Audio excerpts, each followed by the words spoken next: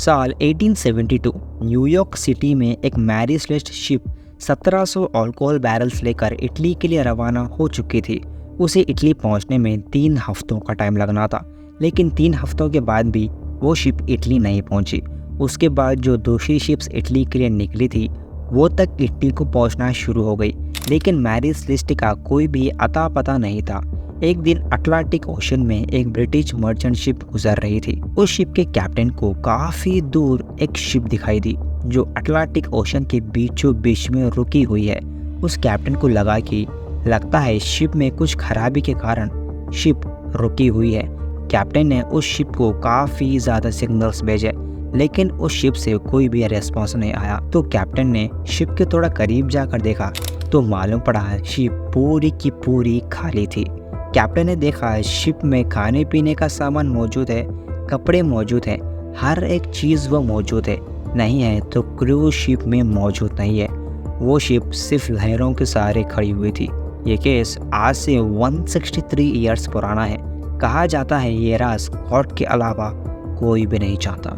You're watching Beyond the Headlines with mister आया।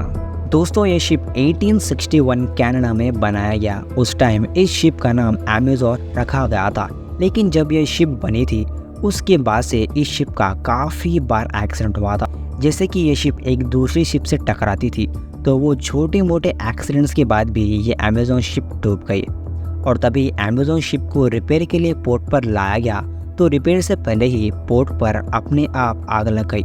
और एक बार तो अमेजोन शिप सफ़र में जाने से पहले ही अचानक से शिप के कैप्टन की तबीयत इतनी ख़राब हो गई जिसकी वजह से उसकी मौत हो गई। और तब से ही अमेजोन शिप एक्सीडेंट्स के लिए काफ़ी मशहूर हो गई। अमेजोन शिप को 5 लोग खरीद कर बेच चुके थे और ये शिप अपने ओनर्स को तबाह करते करते आखिर में कैप्टन बेंजामिन ब्रिंक्स के पास आए। फिर कैप्टन ने इसका नया नाम रखा, वो था मैरी सेलेस्ट। 1872 न्यूयॉर्क सिटी में मैरी सेलेस्ट पोर्ट पर खड़ी हुई थी और बेंजामिन ब्रिंक्स शिप में एथेनॉल के 1700 अल्कोहल बैरल्स लोड कर रहे थे जो इंडस्ट्रियल के लिए यूज़ किया जाता है। इन बैरल्स को न्यूयॉर्क से इटली पहुंचाना था। इस शिप में टोटल 10 लोग थे, जिसमें से 7 क्रू मेंबर्स और कैप्टन बेंजामिन ब्रिंक्स, उनकी वाइफ और उनकी 2 साल की बेटी भी थी। शिप सफ़र में निकलने से पहले शिप में कोई भी प्रॉब्लम नहीं थी और शिप बिना किसी प्रॉब्लम के इटली को रवाना हो गई। इटली न्यूयॉर्क से 7500 किलोमीटर दूर था। ये सफ़र पूरे 3 हफ्तों का था। शिप को न्यूयॉर्क से निकलकर 3 हफ्ते हो चुके थे और अब इटली में शिप का इंतज़ार किया जा रहा था।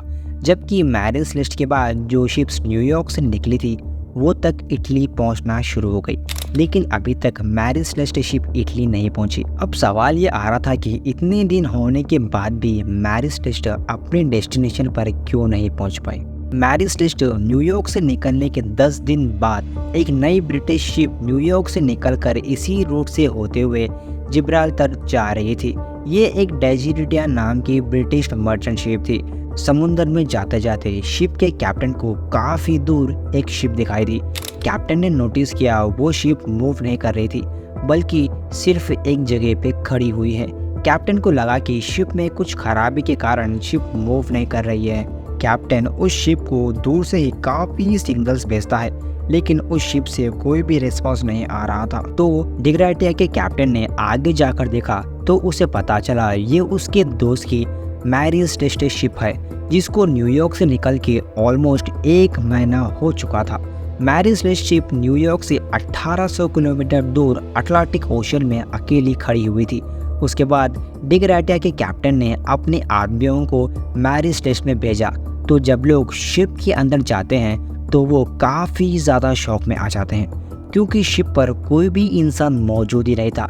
30 दिन पहले मैरी सेलेस्ट में जो 10 लोग न्यूयॉर्क से निकले थे वो सब लोग अटलांटिक ओशन के बीचों बीच में कहां पर गायब हो गए। डिग्राटिया के कैप्टन को लग रहा था कि शिप में कोई भी एक्सीडेंट हुआ होगा, लेकिन जब उन्होंने मैरी सेलेस्ट को पूरा चेक किया तो उन्हें पता चला शिप कहीं से भी डैमेज नहीं है।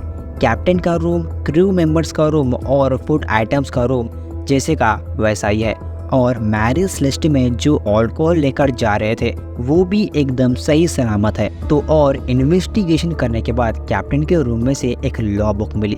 इस लॉग बुक को कैप्टन अपने पास रखते हैं। इस लॉग बुक में शिप की मेंटेनेंस और इश्यूज के बारे में लिखा जाता है। उस लॉग बुक में मैरिज लिस्ट के कैप्टन ने आखिरी बार 25 नवंबर की सुबह के 8 बजे लिखा था, यानी कि ये डिगराटा के कैप्टन को मिलने से 10 दिन पहले ये लोग गायब हो गए थे। डिगराटा के कैप्टन को कुछ भी समझ में नहीं आ रहा था और तभी कैप्टन की नज़र लाइफ बोट्स पर पड़ी तो उन्हें लाइफ बोट्स नज़र नहीं आ रहे थे। इसका मतलब यही था कि शिप में कुछ ना कुछ ज़रूर हुआ था, जिसकी वजह से लोग अपनी जान बचाने के लिए लाइफ बोट्स पर भागे होंगे। कैप्टन के रूम में नेविगेशन इंस्ट्रूमेंट्स मिसिंग थे और उनके बेड के नीचे तलवार पाई गई। इसका मतलब यही था कि शिप पर किसी का भी हमला नहीं हुआ था, वरना तलवार कहीं बाहर पड़ी होती। डिगराटे के कैप्टन जब मैरिज लिस्ट के कैबिन के अंदर जाते हैं तो कई जगह 2 फुट पानी भर चुका था, लेकिन यह पानी काफ़ी कम था शिप को डुबाने के लिए। डिगराटे के कैप्टन ने मैरिज लिस्ट को जिब्राल्टर लेकर गए और अथॉरिटीज़ ने मैरिज लिस्ट को जब तक अपने पास रखा जब तक कोर्ट ने इजाज़त नहीं दे दी। कोर्ट ने अपने हिसाब से इन्वेस्टिगेशन की थी, लेकिन उसके बाद भी कोई भी सबूत नहीं मिला, तो लोगों ने मैरिज लिस्ट को गोस्ट शिप कहने लग गए और उस दिन क्या हुआ था वो गॉड के अलावा कोई भी नहीं जानता। अगर आपने वीडियो यहाँ तक देखा है तो कमेंट्स में शिप ज़रूर लिखना।